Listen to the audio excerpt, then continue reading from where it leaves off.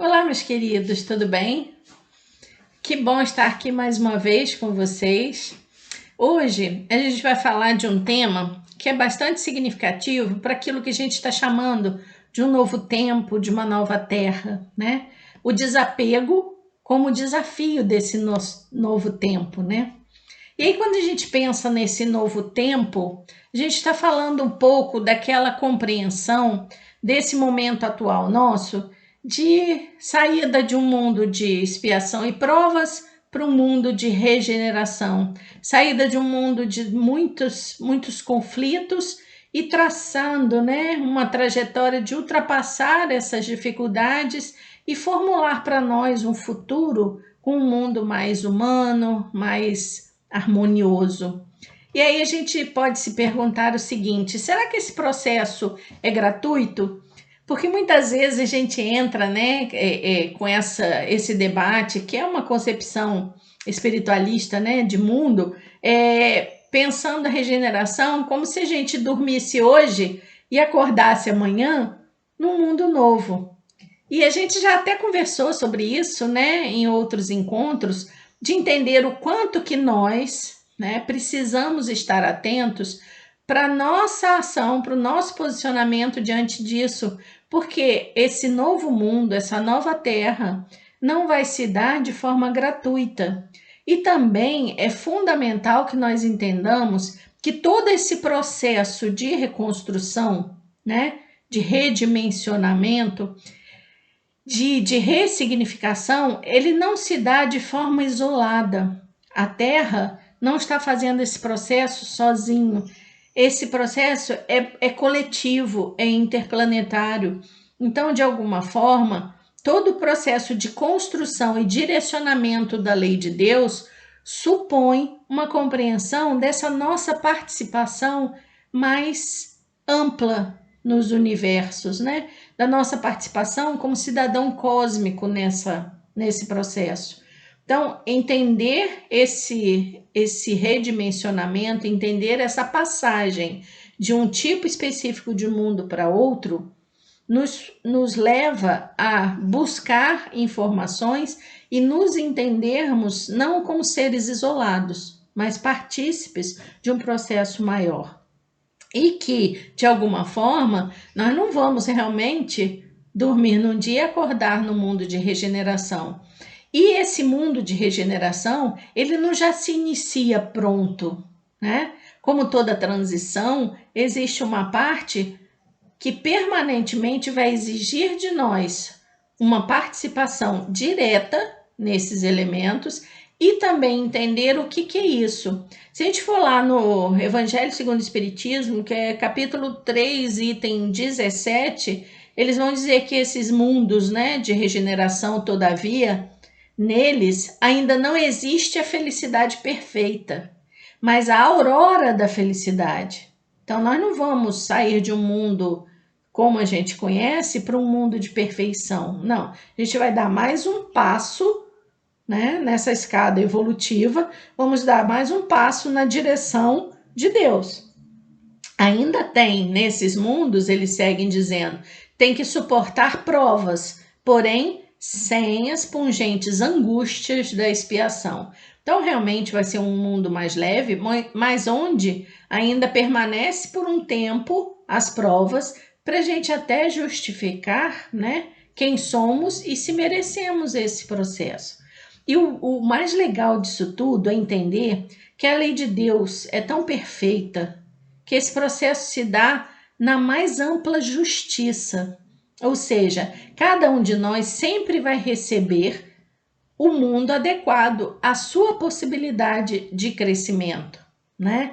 Deus, além de ser um amor perfeito, porque Ele sempre vai nos dar essas oportunidades, ainda permite que sejam criados espaços, moradas na casa do Pai, onde a cada um seja dada a oportunidade desse crescimento, né?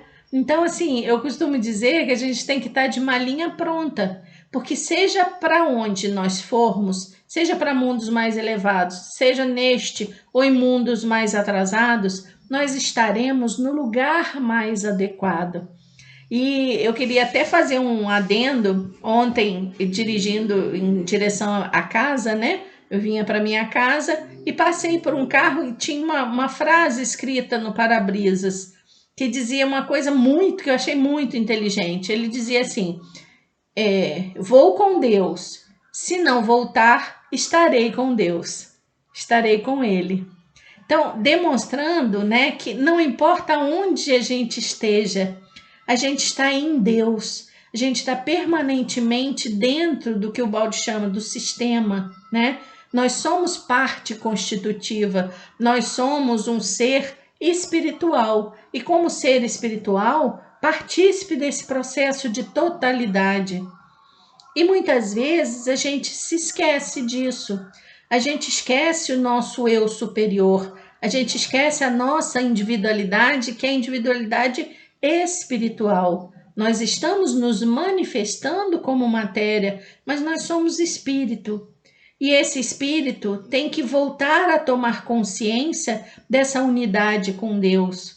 Mas quando a gente vem para o plano da matéria, quando a gente vem para o plano físico, muitas vezes o que acontece, a gente se envolve tanto com a dimensão da matéria que acaba dando valor àquilo que não é importante para nós. Porque o desafio da construção desse mundo mais elevado supõe uma preparação, mas supõe também de nós um testemunho. Nós temos que dar testemunho de estarmos prontos para construir essa nova terra. Nós temos que estar prontos para construir esse futuro. Então vai depender do quê? Do nosso esforço. Não dá mais para continuarmos na inércia, que é o que a gente tem tanto falado aqui junto de vocês, naquela inércia que nos põe esperando que as coisas aconteçam de fora para dentro. Eu tenho que começar a trabalhar, eu tenho que me pôr em movimento, né? Nesse tempo de tantas dores, de tanto enfrentamento, mas que por outro lado está nos desafiando a nos superarmos a nós mesmos o tempo inteiro, é arregaçar as mangas e fazer alguma coisa, porque o mundo precisa muito de cada um de nós, porque nós somos uma unidade, né? Enquanto espíritos, mas somos individualidades onde cada um possui os seus dons, possui as suas habilidades, e essas habilidades, elas precisam ser colocadas a serviço da humanidade, a serviço desse crescimento individual e coletivo. Então, a gente precisa estar, de alguma forma, amadurecidos, porque essa nova terra, esse novo tempo que tanto esperamos, ele precisa de nós.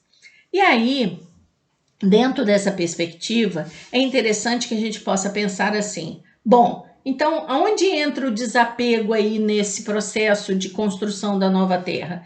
O desapego é um dos elementos fundantes desse novo tempo. Por que que ele é fundante? Porque é o movimento do eu espiritual, né, se colocar em ação. Porque se a gente olhar em termos da psicanálise atual, né, em termos das emoções, nós estamos sempre entre o eu e o meu. Se a gente observar bem, né, nessa perspectiva, a gente vai entender. Quando eu falo eu estou falando da minha dimensão íntima, espiritual. Mas só que no dia a dia, né, a gente compreende muito mais o meu. Quando eu me defino, eu sou quem? Eu sou Rosane, né? Então eu estou me definindo a partir de uma personalidade assumida nesse momento, nessa experiência. E se a gente olhar, a gente pode se avaliar por diferentes aspectos. A gente pode se avaliar a partir das emoções que sente, da personalidade que eu desenvolvi nessa experiência humana. A gente pode se definir a partir do corpo físico, como é que ele se apresenta, como é que ele se manifesta, das doenças ou não que eu tenha. Eu posso me definir através da minha energia, a partir dos meus chakras, enfim. Esse necessário autoconhecimento, na maioria das vezes, ele não acontece, Então nós acabamos nos tornando um desconhecido de nós mesmos. Existe um desconhecimento, né, de nós mesmos, e a gente se prende tanto a essa dimensão material, né, a dimensão física da terceira dimensão, que a gente perde essa conexão com o nosso eu superior, com o nosso eu que é parte de Deus, que é divino e que pode muito na perspectiva do crescimento evolutivo de si mesmo e dos outros, né? Então, quando a gente fala meu, o meu filho, a minha casa, a minha vida, a gente está limitando essa interpretação, né? Por quê? Porque na verdade a gente usa o nosso ego, o nosso, né, no nível consciente, é a consciência no nível da razão que ajuda a gente a compreender o mundo. Nós fazemos, o ego ele faz essa intermediação, né, de compreensão e escolhas que a gente faz. E é muito mais fácil para ele se entender o mundo, né, como um lugar de satisfação das próprias necessidades. Por isso que a gente fala do egoísmo, né? É um olhar o fora, então tem o eu interior e tem o fora do eu interior, né? Olhar o fora como espaço de satisfação das suas necessidades. Então tudo que está fora de mim eu valorizo como lugar da minha satisfação. Só que isso traz um problema muito sério. Qual é o problema que está por detrás dessa percepção? Quando eu coloco a minha felicidade, a minha satisfação, a satisfação do meu eu, do meu ego, com as coisas de fora, eu provoco uma questão muito séria, que é o quê? O medo. O ter, né? Ter algo leva ao medo. Por quê? Porque se algo que me traz felicidade, que pode me trazer felicidade, está fora de mim, então eu posso perdê-lo a qualquer momento. Então, essa dimensão do ter e não do ser me leva a ter medo de tudo. Medo de perder, medo de não ter mais o que eu tenho, medo de perder pessoas, medo de perder status, enfim, né? E não para por aí. Na medida em que a gente fica no ter, a gente cria o medo da perda e cria a dor, como consequência do quê? Da perda daquilo que está fora de mim. Porque a gente tem a impressão de que comanda a própria vida, mas isso não é uma verdade. Existem leis, existem caminhos, direções, né? Não é à toa que o Cristo disse, eu sou o caminho. Então, é o caminho do quê? Da nossa construção de nós mesmos. Então, eu estou retomando enquanto sujeito evoluindo, sujeito em evolução, eu estou reconstruindo a mim mesmo, retomando o quê? Essa minha individualidade espiritual. Se eu coloco nessa existência o que está fora como satisfação, eu estou saindo do eixo espiritual e estou caindo no quê? No eixo da valorização da materialidade. Então, se é o que está fora que me faz feliz, se está fora de mim eu não controlo, eu posso perder a qualquer momento. E quando perco, eu tenho dor, eu sofro. E daí vem, provavelmente, todo esse processo, né, de descontrole emocional, de doenças psíquicas e emocionais que a gente vê prioritariamente nesse nosso tempo. É um descontrole por quê? Porque chegou um tempo em que a gente não controla mais nada. As perdas, elas podem acontecer a qualquer momento. Ela está fora de mim, né? Então, assim, quando a gente pensa exercitar o desapego, ela sugere uma série de questões que são fundamentais para essa nossa experiência humana, né? Então, o primeiro processo seria o quê? Bom, eu vou identificar em mim, é uma sugestão, né? Identificar em mim, através do autoconhecimento, quais são os meus desapegos. E aí eu diria que nós temos dificuldade de olhar para nós mesmos. O Pietro Baldi diria, né, que a gente tem medo do homem velho que habita em nós, né, da mulher velha que habita em nós. Por quê? Porque lá podem existir instintos, comportamentos, vontades e necessidades que não são tão bonitas de se ver. Então, quando eu estou apegado ao ter, eu digo, é o meu filho, é a minha casa, é a minha vida, é a minha família. Então, a gente se apega àquilo que tem na terceira dimensão, né? Então, identificar quais são esses apegos, como eles se manifestam emocionalmente em mim, buscar as causas disso e aí sim tentar superar, né? Então, é fazer o esforço de recuperar o próprio eu para fundamentar, porque se a gente diz assim, bom, hoje eu consegui conquistar a capacidade de perdoar. Se alguém pode dizer isso, isso quer dizer o quê? Que ele conquistou um valor que ninguém mais vai tirar dele. É um valor para a eternidade.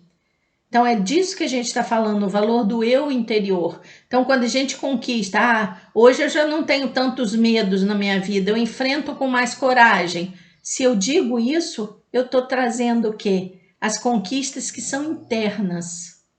Agora, eu consegui um carro novo. Esse carro pode se desfazer num breve acidente, né? E aí eu sofro, porque eu perdi aquilo que eu conquistei com tanto esforço. Estão percebendo essa diferença clara? E aí, como é que a gente vai pensar esse eu, né? Esse eu que se transforma em alguém dependente do mundo exterior, que fica no meu, no ter, ele diz assim, bom, eu te amo, mas você precisa me amar também, porque eu mereço ser amado, né? Eu conquistei, mas eu preciso ser reconhecido pela minha conquista. Já o eu diz, eu amo, sem pedir nada em troca, né? E aí, quais são os exemplos que a gente pode dar de desapegos, né? Porque a gente costuma pensar muito no sentido material só, e a gente tem múltiplos apegos que fomos desenvolvendo, né, ao longo das nossas experiências. Eu digo assim, eu preciso muito, né? Eu preciso que você me ame. Ou eu quero muito ter uma casa assim, assim, assim. Eu preciso do iPhone 13 para ser feliz, né? A gente costuma fazer isso. Está ligado aos bens materiais. Mas também tem aquela dimensão do apego a si mesmo, né? De achar que você é aquilo que você está manifestando nessa existência e esquecer que você já foi muitas outras personas, muitas outras personalidades em vidas anteriores e que agora você está se manifestando como eu. E aos filhos, aos pais, aos amigos, a gente se agarra a esses familiares, né? Nós nos apegamos, tanto que na hora da morte, por que sofremos ainda tanto? Por que não entendemos que a morte é uma coisa natural, que a gente só muda de plano, que a gente continua uma unidade, a gente continua em permanente contato. Só não fazemos contato direto porque a nossa visão espiritual é tão ínfima que a gente não consegue desenvolver no corpo físico, pelo menos, né, a maioria de nós não consegue ter essa habilidade.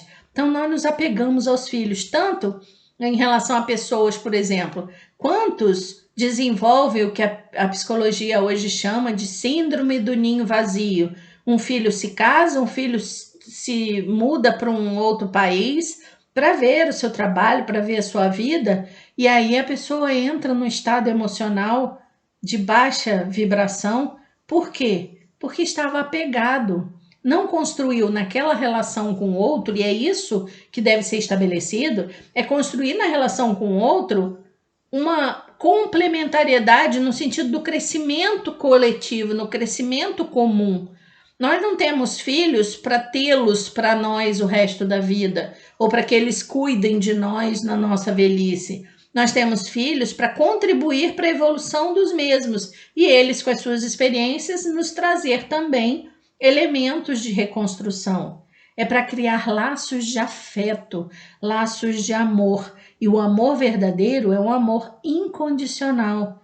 Ele não tem posse. Também podemos trazer o exemplo de títulos, né? Ah, eu sou doutora nisso, eu sou doutor naquilo, eu fiz pós-graduação, etc. Essa questão não tem importância alguma. Nós não somos melhores ou piores por termos conquistado títulos, riquezas, né, capacidades. Até porque, se a gente pensar bem, nós temos uma chamada que eu chamo, né, de inconsciência de que todas as nossas habilidades, todos os nossos dons foram doados gratuitamente por Deus para que possamos fazer bom uso dele. Então, quando você conquista alguma coisa, até no sentido material, ou de títulos, ou de conquistas da vida, você só está sendo permitido que você alcance esse patamar para que você possa trabalhar a serviço da humanidade. O próprio Cristo, que é o nosso grande mestre, o mestre maior, ele nunca disse eu faço, porque nós dizemos eu fiz, eu passei no concurso, eu me formei como, né, uma boa profissional, eu estou no status X. O Cristo dizia, não sou eu que faço, é o Pai que através de mim faz as suas obras. Estão percebendo a diferença do ser e ter? Então, quem se sabe parte dessa dimensão de totalidade, se sabe parte de Deus, sabe que tudo aquilo que ele constrói, claro, tem a nossa parcela da ação, do envolvimento, mas é com um objetivo maior, nos foi dado gratuitamente para que a gente possa fazer bom uso. Mas quando a gente se apega a essas coisas como conquistas nossas ou como coisas feitas para nos satisfazer, estão entendendo aí o egoísmo? A gente transforma isso em processo doentio, psíquico doentio. A gente transforma isso em medo e transforma isso em dor, né? Outra questão que a gente pode dizer, até mesmo nos meios mais espiritualizados, nas religiões, nas igrejas, quantos não se acham melhores que os outros? Quantos não se acham, porque eu sou, né, espírito, estudo Kardec, sou melhor. Porque eu sou estudioso de Ubaldi, então eu já estou num patamar maior. Colega, isso não existe. A nossa individualidade vibra no patamar de consciência que a gente tem. O nosso nível ético, o nosso nível da moral cotidiana é que vai determinar quem somos, em essência. Porque podemos ter muito no sentido da matéria ou viver envolto de muitas pessoas, mas no sentido espiritual ainda estarmos absolutamente acanhados, absolutamente involuídos nesse processo de compreensão desse Deus maior, né? Dessa vivência muito mais ampla, né? Então, nós precisamos, no que reconhecemos esse movimento, né, interno, em que eu me apego mais, quais são as minhas dificuldades, né? Eu começo então a perceber que existe muito mais. Então, se esse novo tempo vai nascer, ele vai nascer a partir da nossa corresponsabilidade na construção dessa terra, na construção dessa nova vida. Nada vem de graça, tudo é construção. E a gente pode se colocar a serviço disso, né, como instrumentos dessa construção. Então, quais seriam, né, os movimentos sugeridos para que a gente possa fazer esse processo? Primeiro, arregaçar as mangas e trabalhar no bem. Não dá mais para ficar esperando, quando o filho crescer, quando a condição financeira ficar melhor, quando a vida, né, ou quando eu aposentar. Não dá mais tempo. Nós temos que agir a partir do caminho apontado pelo Evangelho agora. Então, é só olhar em volta, gente, quanta dor, quanta necessidade está sendo colocada aí. Você quer trabalhar? se tocou que o trabalho, a fraternidade, a empatia é o fundamento dessa existência, se coloque a serviço. Não pode ir lá, contribua para aqueles espaços, não pode fazer nada por enquanto, faça orações dentro de casa, energização, manifesta isso em pensamento, reze pela humanidade pelo menos uma vez ao dia, se coloque a serviço. Não há mais tempo. Não há mais tempo para ficar na inércia, né? E dando energia às dores. Ah, eu perdi o emprego. Ah, eu perdi. Eu estou dizendo que isso é fácil? Não. Mas no que a gente se deixa abater e vive a experiência dolorosa do não ter, a gente se diminui como espírito. A gente atrapalha o processo de reconstrução coletiva do nosso planeta. Então, é arregaçar as mangas e trabalhar, né? Segundo elemento sugerido é definir quais as metas nossas. É meio que o que você quer ser quando crescer, né?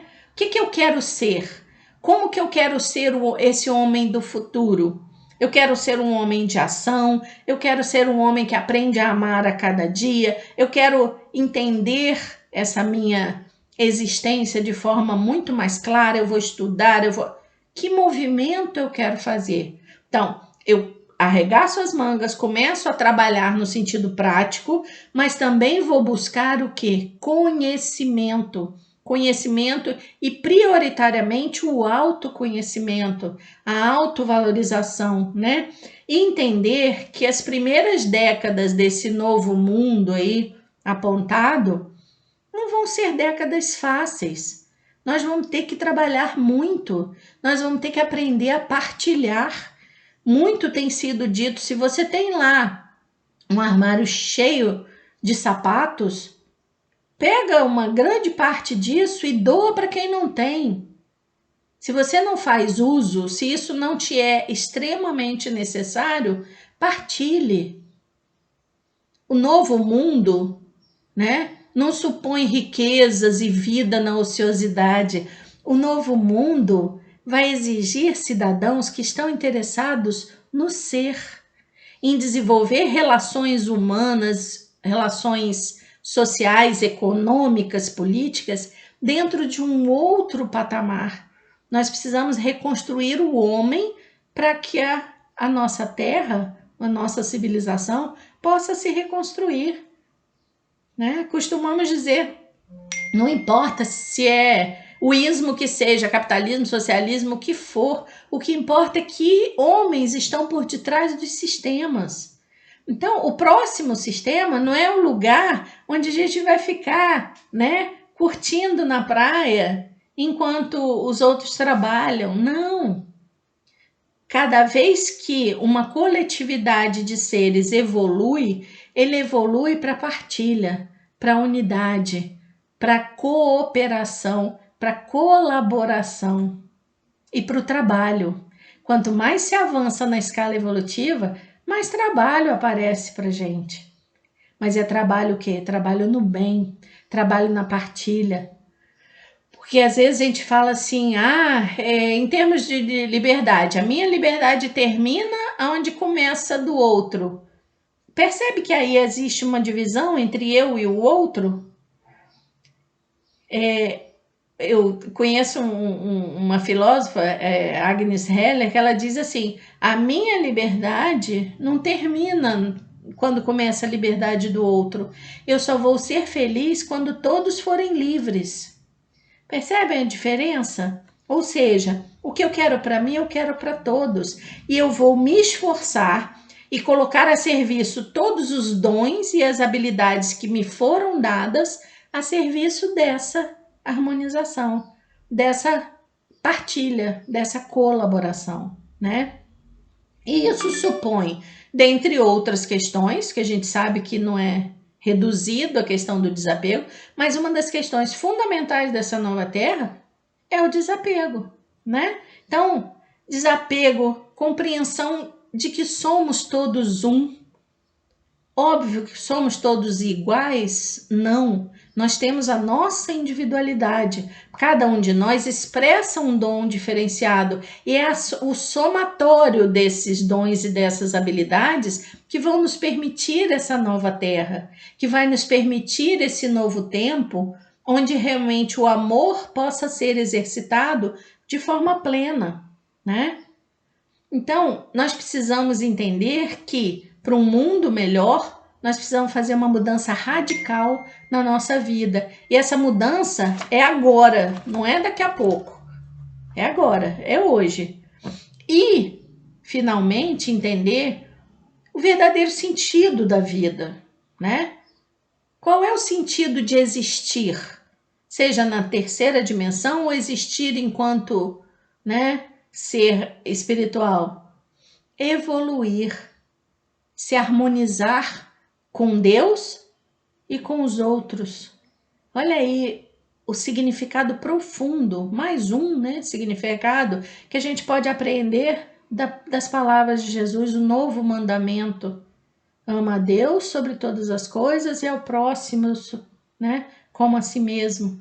Ou seja, o movimento de evolução de degrau a degrau, o próximo degrau é essa nova terra, é esse novo mundo de regeneração, onde a gente vai ter um pouco mais de possibilidade de aprender a viver essa experiência de um com todos e todos com Deus, né? Porque quanto mais nós formos harmônicos, quanto mais nós formos fraternos, quanto mais nos colocarmos a serviço do bem maior, com certeza nós estaremos fortalecendo individualmente e coletivamente as vibrações necessárias para que a gente possa realmente construir essa nova terra dentro desses novos termos, né? Então, somos corresponsáveis, não dá mais tempo de nos acomodarmos, nós temos que ser luz na vida dos outros, nós temos que ter o nosso entendimento para que as nossas ações possam se colocar verdadeiramente com força, com energia, a serviço dessa nova humanidade que queremos formar. Nós temos que ser um com esses, né, com esses irmãos, mas a partir do quê? Do amor incondicional ensinado pelo nosso Mestre Jesus. Então, que fique aí, né? A dica de queremos nova terra, queremos que ser novos homens, para que ela se faça e se construa o mais breve possível. Que Jesus possa nos dar força para executar esse trabalho tão importante para esse novo tempo que há de vir. Um beijo, fiquem com Deus e até o próximo encontro, né?